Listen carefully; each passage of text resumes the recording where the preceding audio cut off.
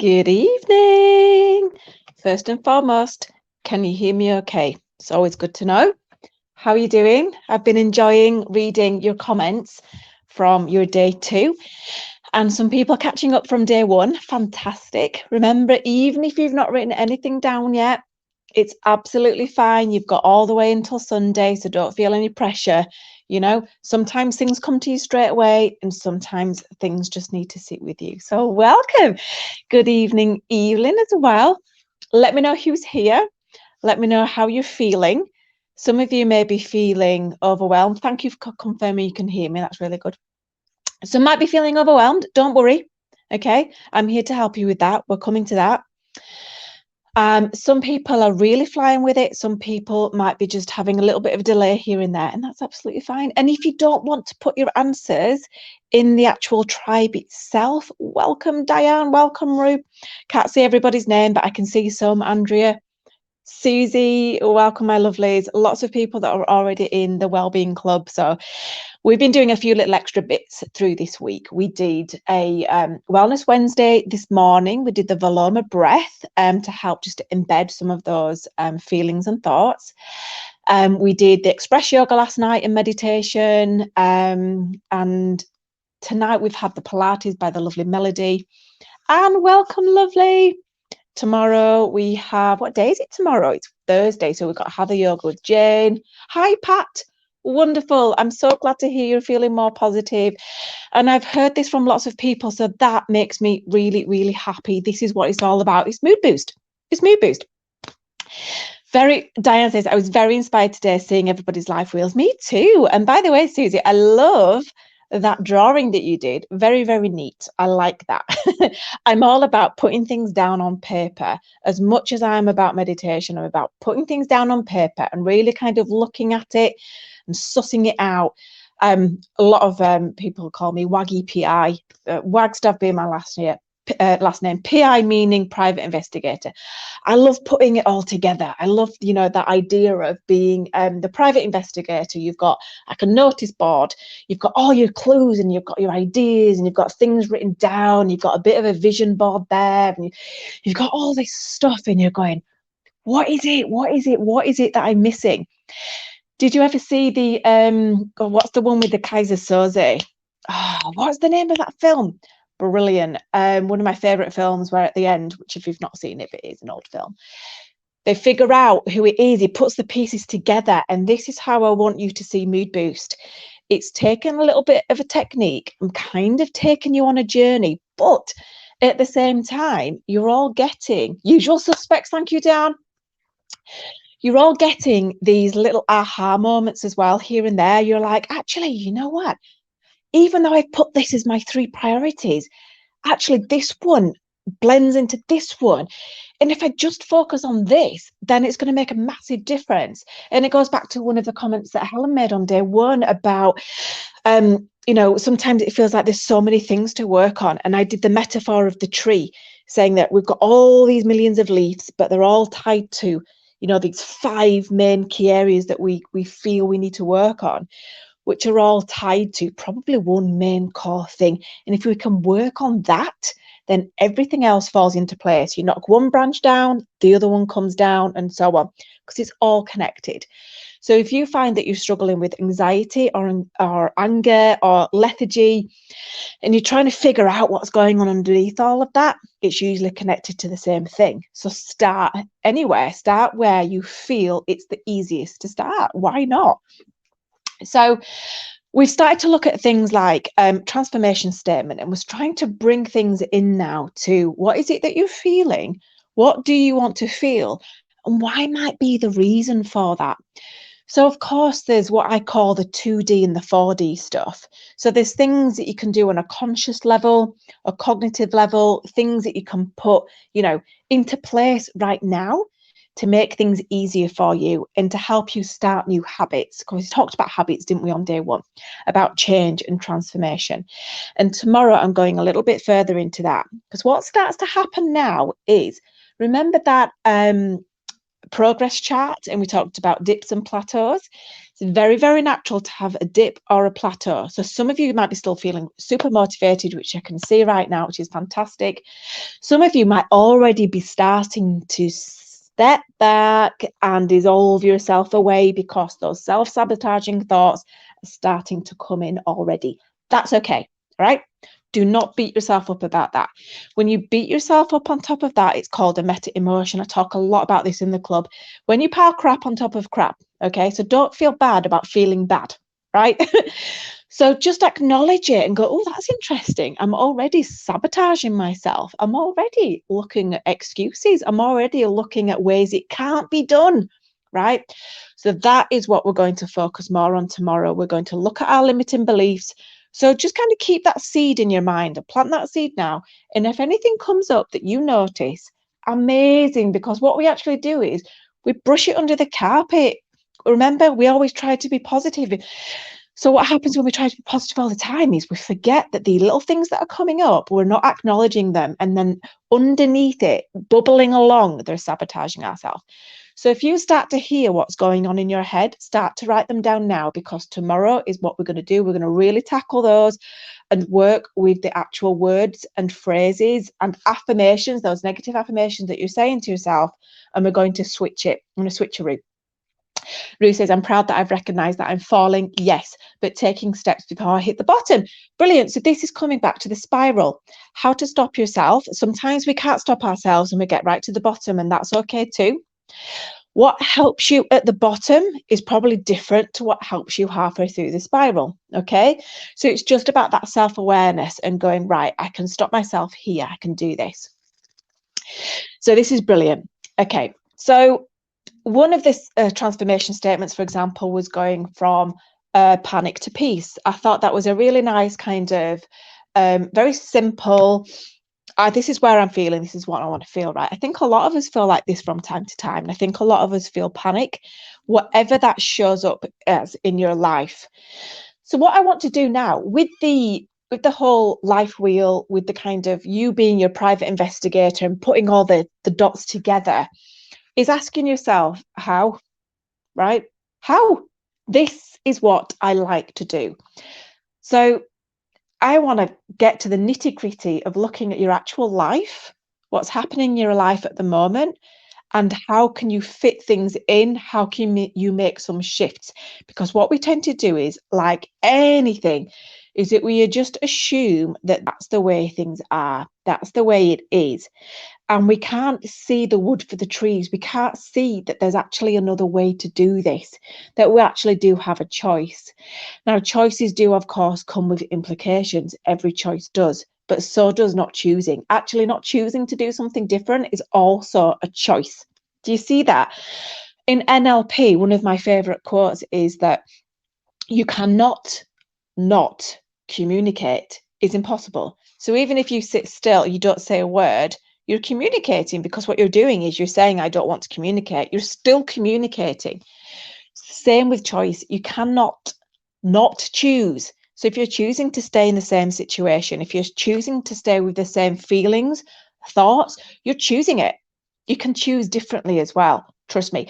And when you start to do this, the more you do it, the more you think, oh my goodness, I just did that. The better you feel, the more empowered you feel, and the more that you start thinking, oh my gosh, I really am the master of my own life. This is truly amazing. It's like everything lifts. Now, one thing I want to say here is remember the baby steps, okay? And remember to not overwhelm yourself. What's very, very natural is I want to do all of my wheel chart. I want to do all of those things. I want to increase everything. I want to increase it to a 9 or a 10 from a 3. This, again, brings us potentially to either not starting in the first place or starting and not achieving what we want and falling back down, okay? What you want to do is start simple. So where are we now? We've done our transformation statement. We've made it as simple as we can, even though there's so many things we'd like to change. We've decided what our transformation statement is for right now. That could change. It could change every day, right? But for now, in this moment in your life, you decided what your transformation statement is. Okay, stick with it. Usually whatever comes up first is the right one for you. Sometimes we need a bit of contemplation, but make the choice to stick with it. 2, you've decided in this space what's the most important things in your world. Now, when you do your life wheel, the way that you categorize it is you're not taking out things that are not important. You have to bring them in. And that's why it can be hard to categorize, because everything in your life must be in this wheel. Everything. And that's how you reduce overwhelm. So whatever you categorize them, if you have to think again, think again, think again. If you think, oh, I've left out that, you bring it back in, but you recategorize your titles.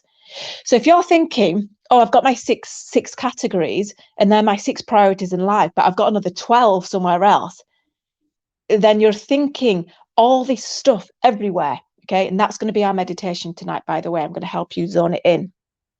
You're thinking all over the place still.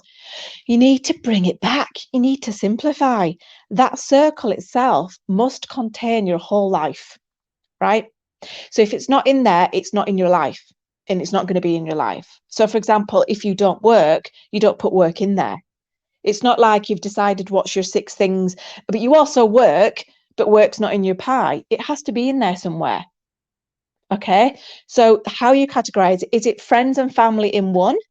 Or is it friends, family, and relationship in 3? And that's why I say yesterday. So some people are more family orientated, some people are more work orientated, some people are more self-development orientated. You have to give it a good think. So from there, we've decided what are our top 3 priorities within that wheel. And we decide what the top 3 are based on the ones that need to increase the most. Okay. Now, so we're coming back to my charts. Now, let me remind you of the example that I gave you. I'm just going to tilt this down a little bit here and just take it over to the side. So again, if you can't read that, it says me time. 2, partner. 3, health and well-being. Okay, so this is just an example. I'm going to use the top one. Okay, I've starred it. Out of those 3 priority, I'm zoning it in even tighter and saying the me time is the most important because this is the biggest gap. I need to increase it by 4. And if I work on myself, it's going to help with the relationship. It's also going to help with my health and well-being. So actually, by just focusing on that one, I'm doing loads. You see how we simplify it. Now, let's take that one down. What I want to do now is focus on me specific, because I'm going to give you my real examples. So I ask myself, what is me time? And this might be when you recategorize your wheel and you scribble out your wheel and you start again. What is me time? Because if I'm putting yoga in there, does yoga come under exercise and health and well-being for me, or does it come under me time? Let's get really specific about what me time is. Okay, if this is one of your categories. For me, silence. So I can get silence in lots of different things, and I'll come to that. But I brainstormed. So you're brainstorming. I love my writing, I love reading, yoga, I love walking, and this is all stuff by myself. Yes, I like to do stuff with friends and partners as well, and family, but these are purely just for myself. Laughter. Okay, so maybe I'm watching some comedy, or again, that might be something a little bit more with friends and other people, but it comes under me time for me. Learning stuff, thinking. I need thinking time. I love to think, I love to contemplate. Okay, so once you've got a little bit of a brainstorm on what you think your top category might be divided into, just have a look at all of that, and you might think, oh, I can't fit all that into my week. You don't have to. This is about just understanding yourself more. We're going to get into the nitty-gritty of the hows in a second. This is my thought process. This is how my mind works. May not work for you, okay? You might need to be a little bit more abstract and a little bit less structured, or you might need to be even more structured. This is just to get you thinking if you've never gone into your head like this. And I do this quite regularly because obviously I'm in this industry anyway, but it's important for me to have balance in my life. Now, if I'm looking at those 8 things, how do I decide what's the most important?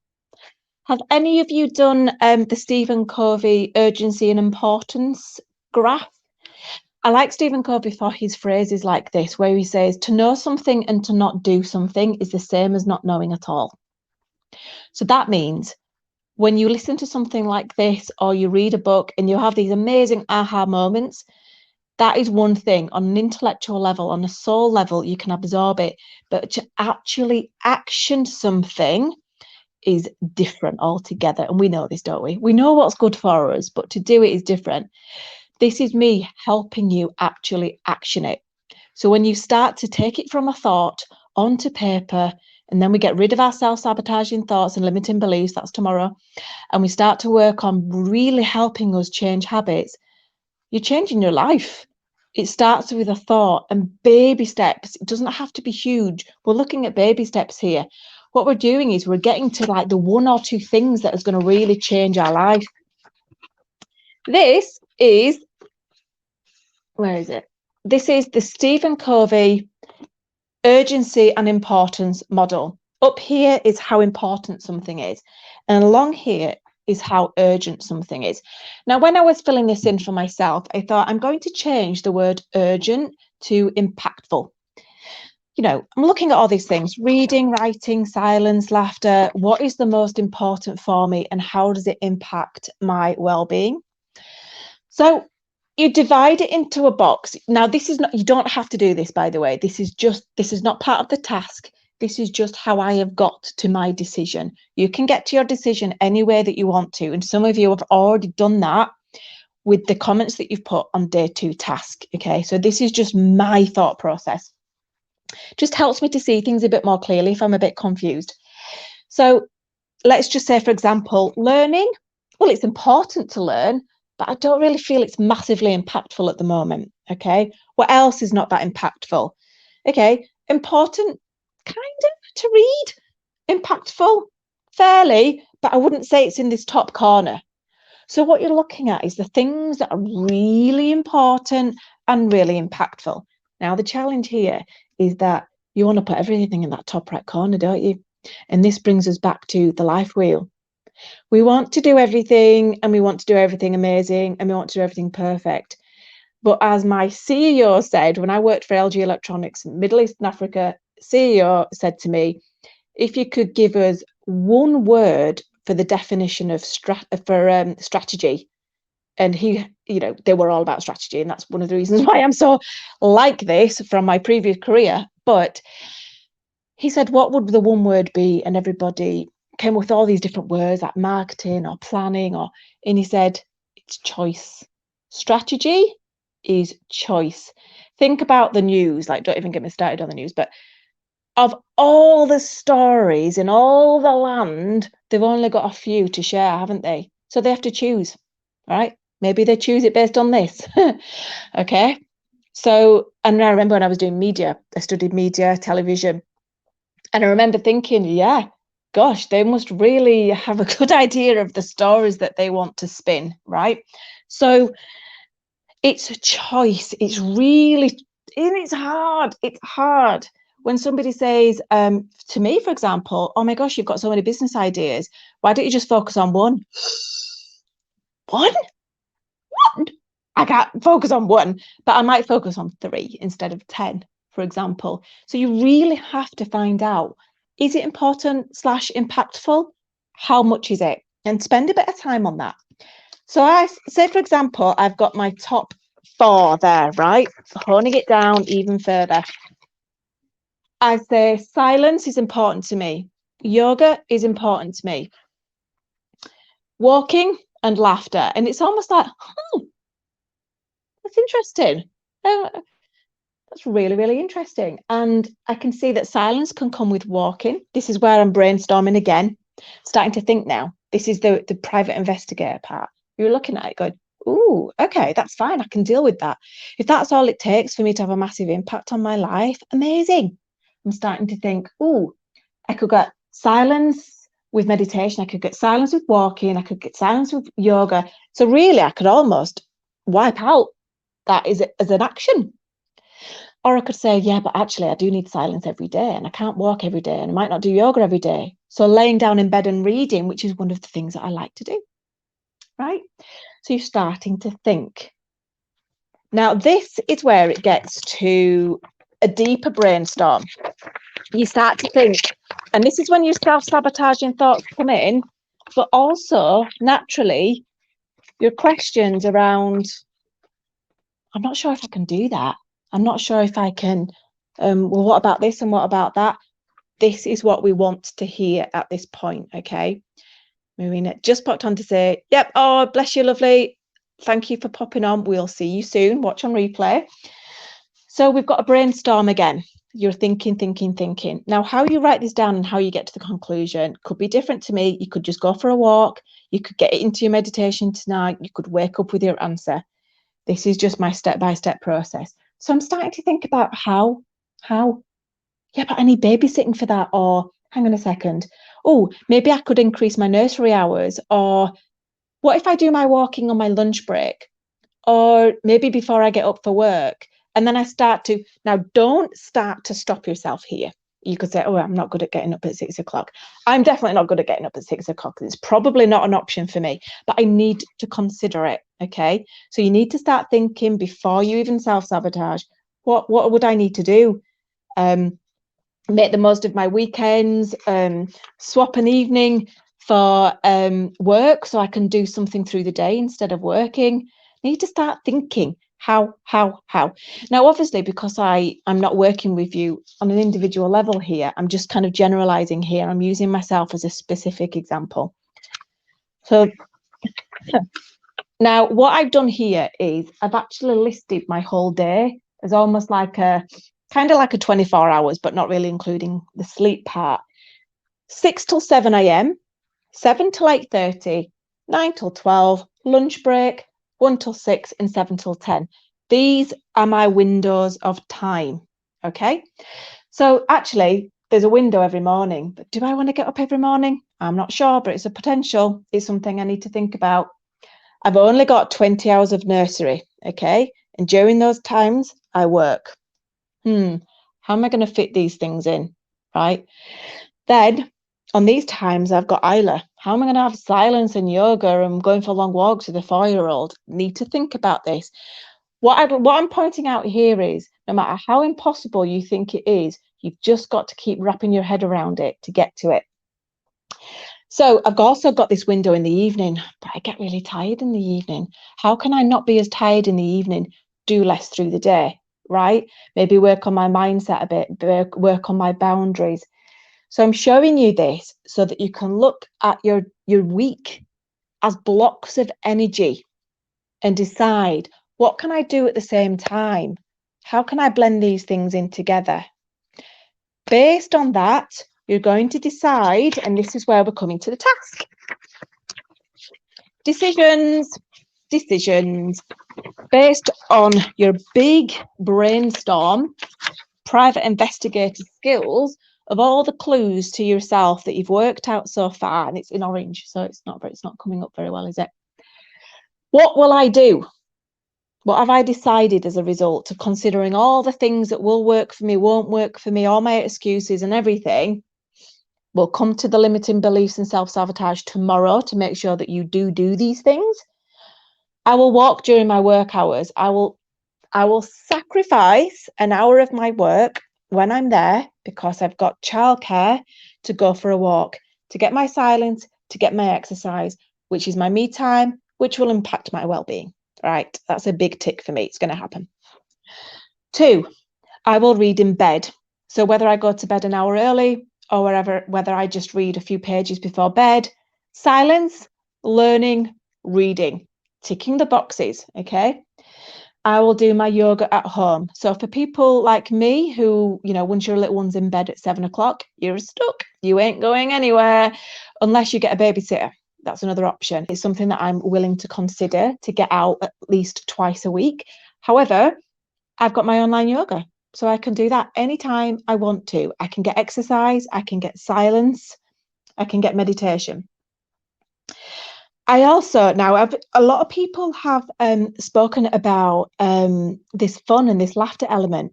So what I'm also doing on the sideline is I'm just having a weekly checkpoint.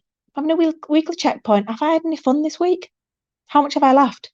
What am I going to do about that? So that could be just something that you stick on your laptop or you stick on your mirror. Have you had fun today? So it doesn't have to be big movements. It can be little things. It can just be a breath. And I've also said to myself that, again, this is not structured for this one. I'm just saying to myself, if I am really struggling that week to get something done, then I might get up early. I love mornings, but I'm not the best at 6 or 7. But you have to ask yourself, what is it going to take? I'm not the person that's going to get up at 6 o'clock every day. You might be, then use it. Okay. You might be a night owl, use it. For me, I might do it every now and then, but I'd rather squeeze it into a different kind of pattern. What I've also decided is what I'm not going to do. Okay. I'm not going to get up early every day. I'm not going to do that.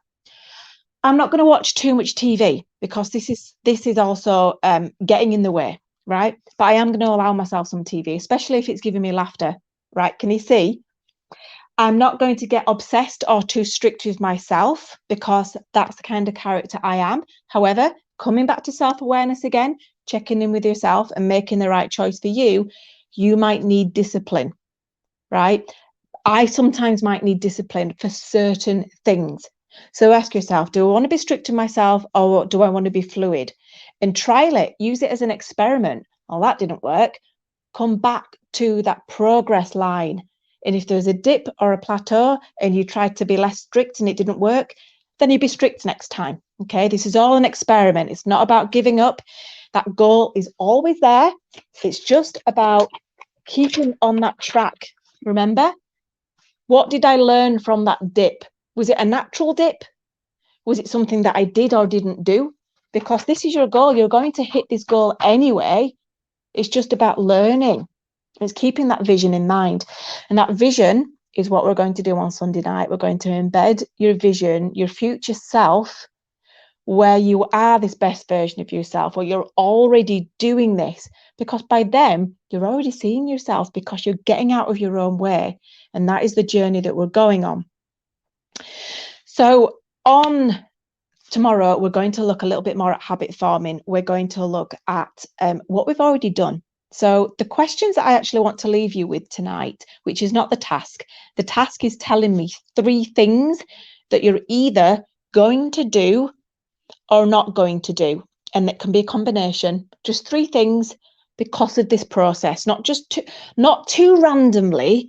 Give it some thought. You might not go through all this thinking like me, but you might just come up with it.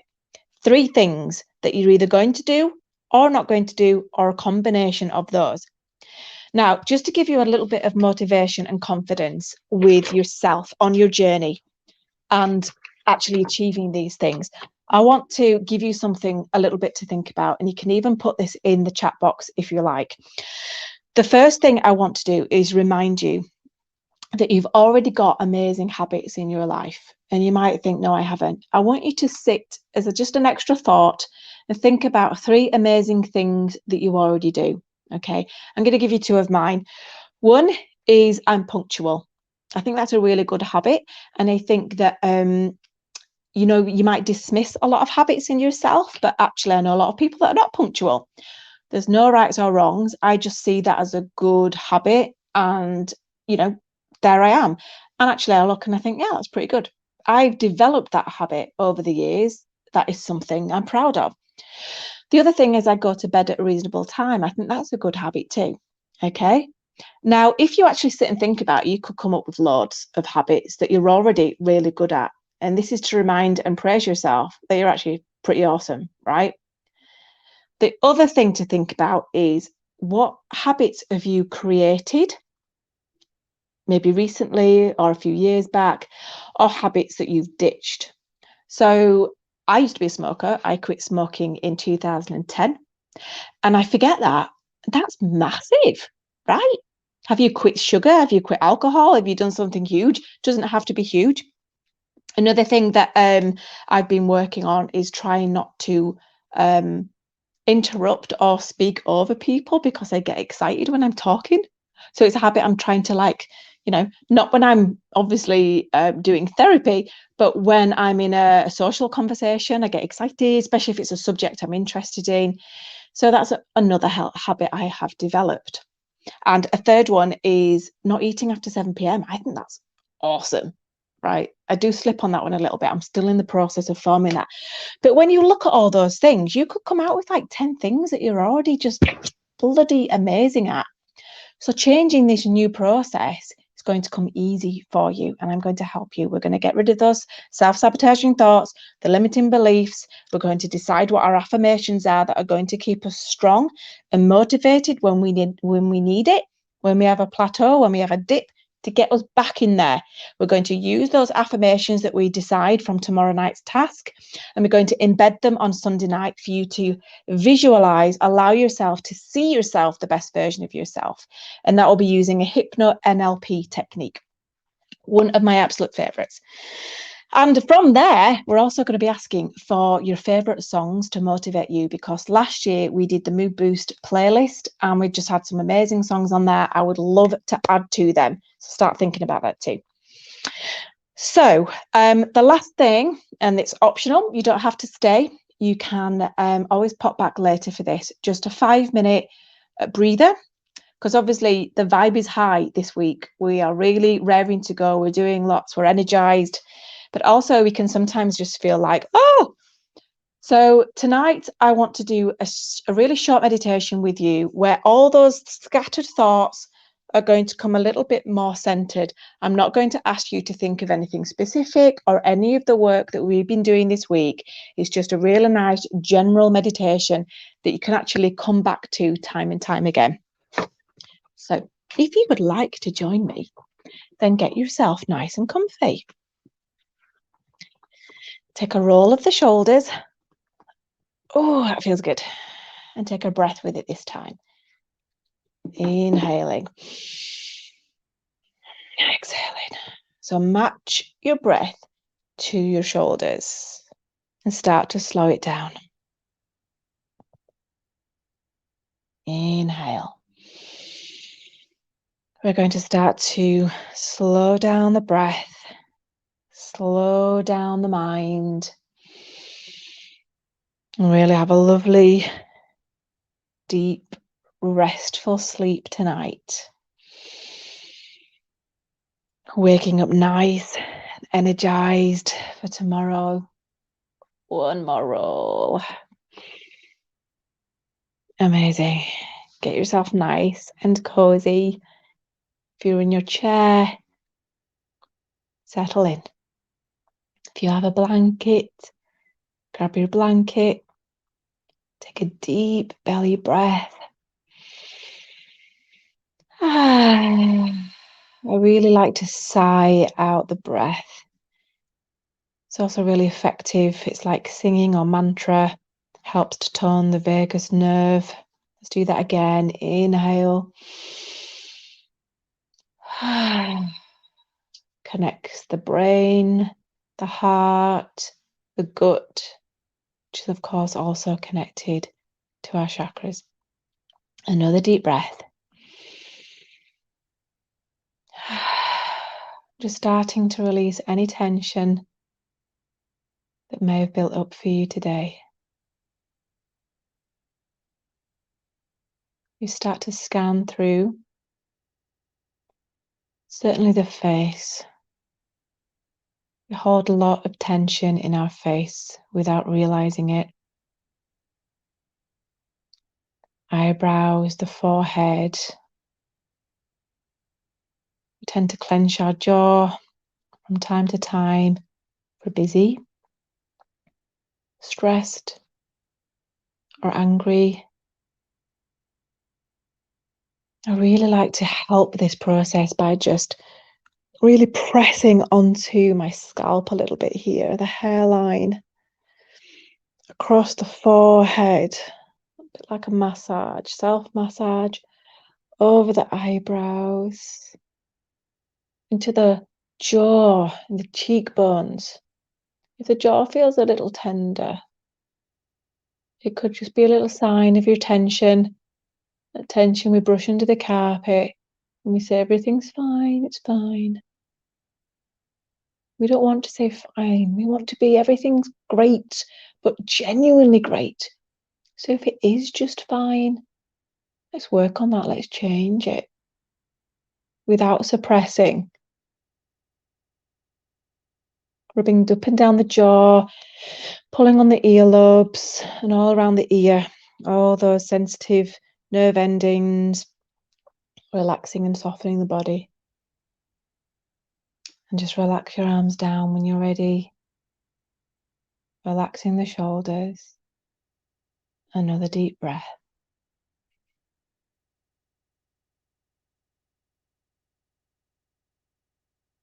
Just take a moment to thank yourself. Be proud of yourself for just being here.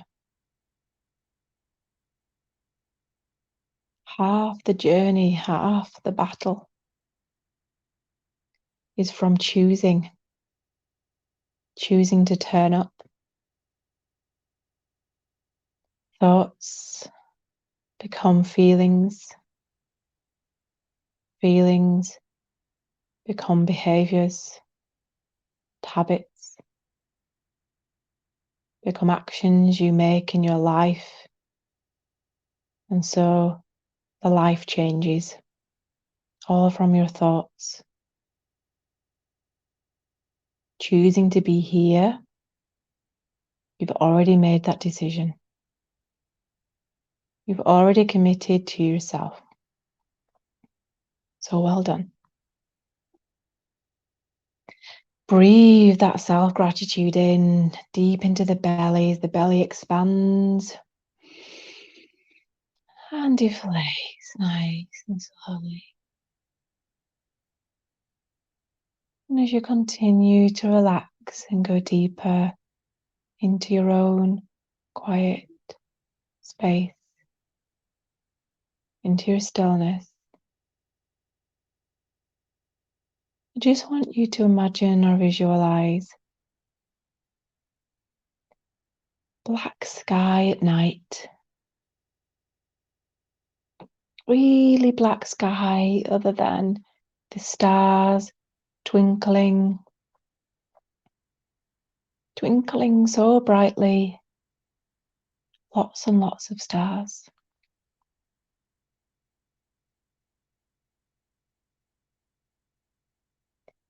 And these stars, as beautiful as they are, they represent all your thoughts scattered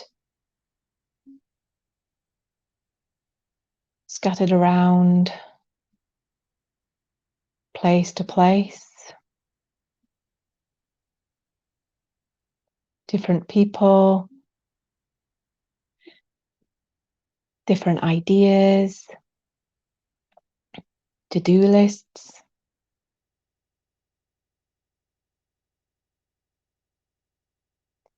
Even into the past thoughts, future thoughts that even live in other countries or other places, cities. A different life, scattered, all teaching you and taught you beautiful things, lessons, learning, for which you're grateful for. But that just sometimes seems to feel like just too much. And you want to step back, simplify, be present, just be.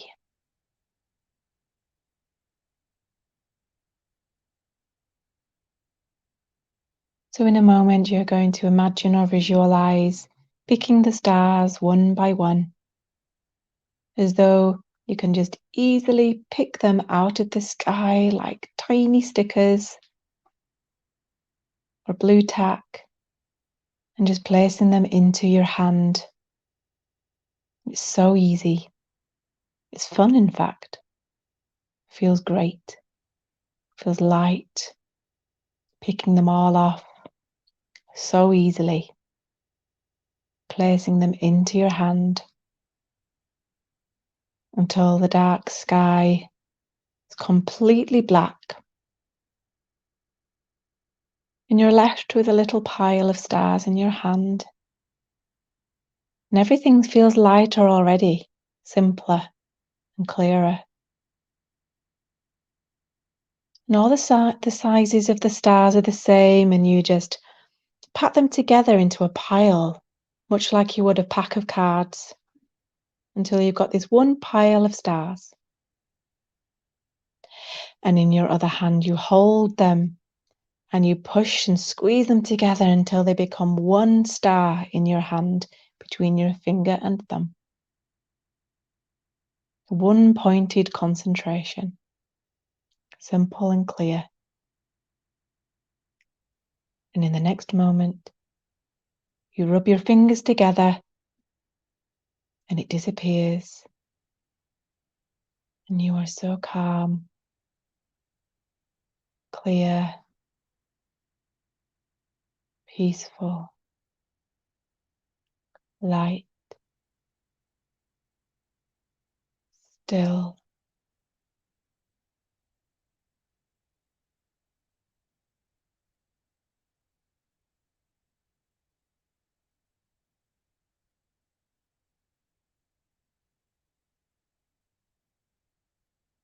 Enjoy these breaths for the next few moments.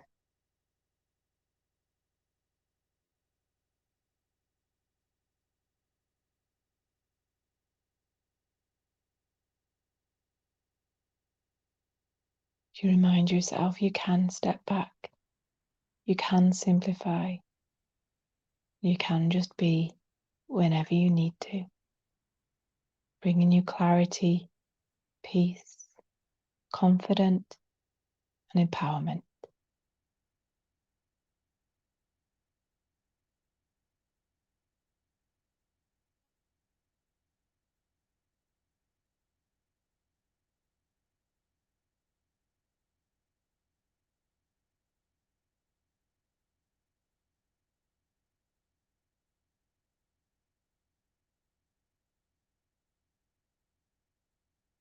Keep that with you into this evening, into your sleep, deep, restful sleep, waking refreshed, energized, and ready.